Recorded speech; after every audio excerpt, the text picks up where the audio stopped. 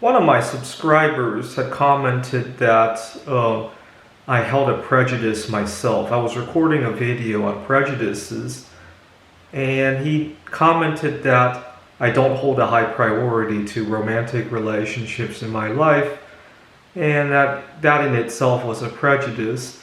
He asked me when I had gained that prejudice, and I want to point out that it's not exactly true that I don't hold a priority. I go about it a different way is probably a more accurate statement.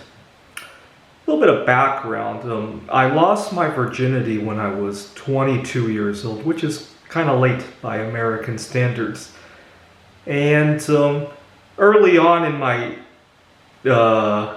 dating life, I had a difficulty with setting boundaries because, as you can imagine, I was desperate and I didn't know boundaries very well. Oftentimes, I would beat at the wavelength of whatever the girl was trying to do because I was desperate. I didn't know of any way around that. So I was working on my PhD. I had gotten taken advantage of by a girl and I went broke, let's say that, and I almost dropped out of school. I also became quite unhealthy because I was spending all my time and money on her. I wasn't eating right. I wasn't sleeping right. Gotta understand, I was working on my PhD. I would spend the whole day with her and then cram at night to get my homework done, and it wore me down. Now, where I really discovered things was after I had broken up with her. The following week, I had an event that I wanted to go to, and I was so lost in thought because I thought without the girl to take to that event, life was over. I almost I fell into a serious depression. It was a coin collecting show that I wanted to go to, by the way. And I woke up that Sunday morning of the coin show, and it was very good weather. This is in Rochester, New York. It was very sunny out there, and I thought I better go to that coin show just to say hello to a few people.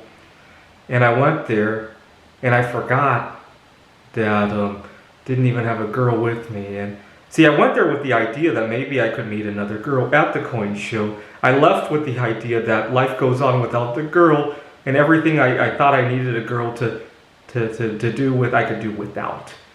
And so that summer was like a summer of love for just my solosexual relationship with myself, right?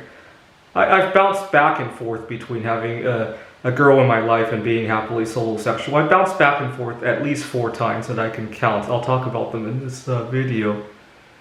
So that was 2010. I was working on my PhD, and I discovered that everything you do with the girl, you can do without. The only activity, to be honest, the only activity I can think of that you can't do without a girl is to have biological children. Everything else that I've done with a girl, I have done without, when I stop to think about it. Now, the thing about my solosexual relationship with myself is a lot of people think that I'm being selfish. I sometimes hear remarks, especially from people who believe in me. They think I'm selfish for taking myself out of the dating pool, if you will. I hear that remark sometimes. My family, people that I work with, my colleagues, my dean especially, my former dean, not this current one, thought I was a little bit selfish for taking myself out of the dating market, if you will. I want to point out something. Ever since I have been happily solosexual, I actually date a whole lot better because I'm more in control of the date, right? I'm not worried about, do I have somebody to take to the movies on Friday night? I'm not worried about who I'm going to go home with. Next time I travel back to my family in the East Coast, who's going to travel with me? I'm not worried about, I got a Computer Olympiad conference in Taiwan. Do I have a girl that's going to go with me? I'm not worried about, we got a conjunction of Jupiter and Neptune in May. Is there a girl who's going to come with me to view that? No. I view those things, and the girl happens independently of that. With or without the girl, I'm going to go do all those things, right? And as a result, I'm much more objective when I go out to date, right? I don't act on emotion and fear and all that, right? And a lot of people don't understand that. Being solosexual actually enhances my relationship with other people. The thing I don't like about romantic relationships is that, here in the United States at least, I don't know how it works in other cultures, we have a big problem. People get jealous about their partners seeing other people. I don't understand that concept. I would love to live in a world where I could date somebody and they could bring even more friends to the table, right? I wish instead of cheating, we thought of it as additional networking, right? Imagine any other sort of relationship, right? Maybe you start a business with somebody. If they can attract more people to work with us, right? Wouldn't that be good, right? Well, I don't know why a relationship doesn't operate in that way. I really don't. I really despise the idea of cheating. Networking. I don't know. That's my main complaint with this matter. Okay, so I went on my first solosexual date when I was 23 years old. When I was 29 years old, I started to feel solosexual romance, right?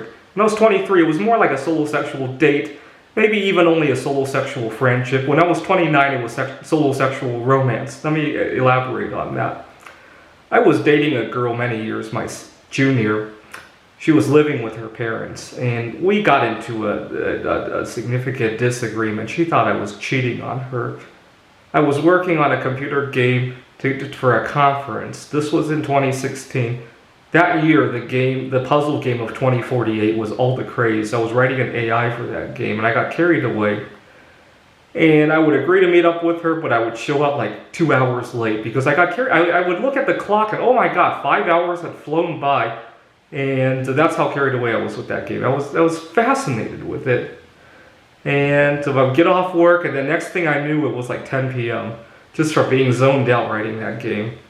So I get to her parents' home really late, and she accuses me of seeing somebody else. And so I guess I was a little bit arrogant. I told her, yes, I am seeing somebody else. It's a computer game. And that really upset her. And one night after we argued like that, I stormed out of her family's home, and I wanted to sightsee a little bit before going home to take my mind off of what was going on. After all, it wasn't just about her, it was my computer games also weren't going very well, right? I was spending 20, 30 hours a week writing the game, and it was going nowhere. I was exhausted, and then my girlfriend wants to argue with me about that. And so I got lost in thought, and I went to go sightsee, and before I knew it, I had driven from Seattle all the way to Ellensburg, 2 hours away, without realizing where I was. And when I got to Ellensburg, this was in late March, and you could see the Milky Way out, and I think Jupiter and Saturn were also visible. This was 4 years before the conjunction, right? So they were getting closer and closer. And I want to say that's the first time I felt a sense of solosexual romance, if you will. And so I swore off dating for another year and a half. So that was my first romantic solosexual relationship. I went out stargazing a lot during that time, so now I call that relationship solosexual interstellar. And I'll get to 2 other relationships that I've been in a second. So that went on for a year and a half. Now during that time, again, what I really loved about it was that I would see a girl. She would have some issues, and we weren't a good match. Not only her issues, but my issues. We weren't a good match. And I could just rub that right off and go on my own solosexual dates, right? It made things flow a lot easier. It lifted the friction, right? I didn't have to settle, right? That's what a lot of people don't realize. People just think that, oh, you just want to be selfish and not share your life. No, I want to share my life a little bit more objectively.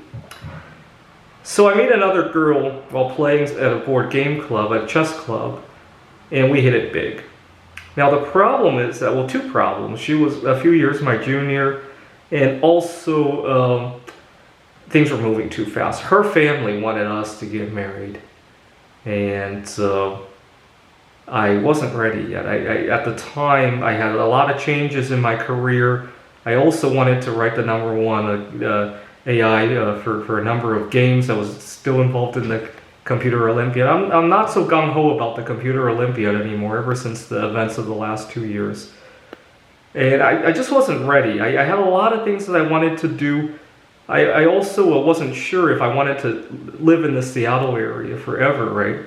And she loves this area. Her family is all here. And I wanted some time to resolve all of this. More importantly, I wanted a few more years of my solosexual relationship. I was sad about that ending too. I gave the idea of the end of my solosexual relationship a little bit of a nickname. I called it my single life grand finale. And you may remember there was a time when almost every week I was talking about this grand finale event. And I was lost in thought. This was late 2019, early 2020. That whole Christmas season was just, I was just lost in thought. When people talk about how their last two Christmases have been ruined, actually not for me. It was 2019 Christmas that was ruined for me. I'll get to that in a second. So I continued to go on solosexual dates by myself and heterosexual dates with her. I had a time when both were going on. Until one day, I learned on the news that I couldn't do any of that anymore because we had to stay 6 feet away from one another. Now, I used to live out of my car when the weather was nice, right? Save some money so I could go to the Computer Olympia to go on my solosexual dates and all that. So I used to live out of my car at least 7 to 9 months out of the year. I was living out of my car when I learned about all that drama. And so I checked into I went on Airbnb to look for a long-term rental, and I checked in for, I think, 3-4 weeks at the beginning. And when I got there, with nothing better to do, I wrote an AI for the game of backgammon. I called it Corona Gammon. Now, a few weeks of us not seeing each other, my girlfriend and I, we discovered how stupid it had been, right? We weren't ready to get married. And so everything's good. I still talk to her from time to time. So I began my second major solosexual relationship with myself, which lasted 9 months. I call it solosexual 6 feet apart, obviously. Now, during the time, as we started reopening, I started going out more. I had a new favorite restaurant now, because I really wanted to get over social anxiety problems. So I discovered a new favorite restaurant, and that's when I started getting to know a girl there.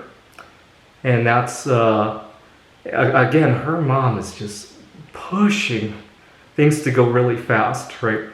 But I got to practice with interacting with her family, with getting over anxiety problems, right? I used to have big problems with loud, crowded environments, right? And she loves that stuff. And when we went out, it gave me a good chance to practice with that.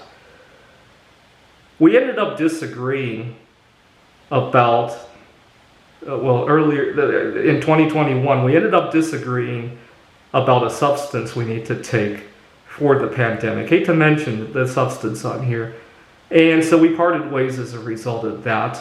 And so began my current solosexual relationship, which I call solosexual reemerge, because I'm reemerging from the situation these past few years, right? I think I want to say the relationship began last Easter when I went to a church service and got over some social anxiety issues. And here I am. This current solosexual relationship is notable in one way. I met a girl during this time who also is solosexual, and we were kind of solosexual in parallel, right? It wasn't really a heterosexual relationship. It was more like a double solosexual relationship. Unfortunately, I haven't been able to find time. I met the girl in Phoenix. I haven't been able to find time to go see her, unfortunately. But as you can see, by having this strong solosexual relationship with myself, it allows me to be objective with all of the people that I've interacted with over the last 5 years, right? I don't get this desperation. I don't feel controlled. And when I do, and I appreciate all those things a whole lot better, right? And I'm not saying that you should never date again. What I mean is that you shouldn't make romantic relationships with other people the center of your life, right? Everything revolving around that. The other thing I don't like is that network, right? Romance kind of kills that networking idea, right? See, I go to another board game club now, and there's another girl there that I would love to interact with, but I realize that if I screw it up, I'm going to ruin the dynamics of myself with the rest of the club. And I like, as an aggregate, I like the rest of the club a heck of a lot more than just the potential for one girl, right? Especially since we might find down the road there's another disagreement, right? She thinks that writing computer games all night is cheating on her, disagreement about medicine. You get the idea, right?